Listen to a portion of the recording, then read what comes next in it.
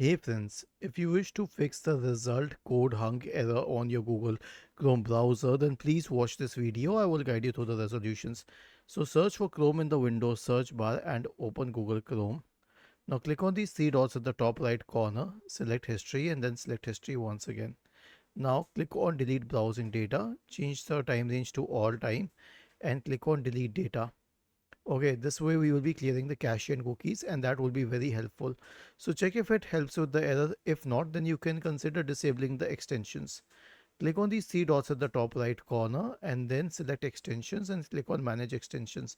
So if you find any problematic extension like this one, disable it and check if it helps. If it does, then remove it completely. The next solution is to update Chrome. Click on these three dots at the top right corner and scroll down. Select help and select about Chrome and let it update Chrome. And the last solution will be to reset Chrome if updating doesn't work. So on the same page, go to reset settings on the list on the left hand side. Select restore settings to the original default and then select reset settings. Was this helpful? If yes, then please subscribe to the channel.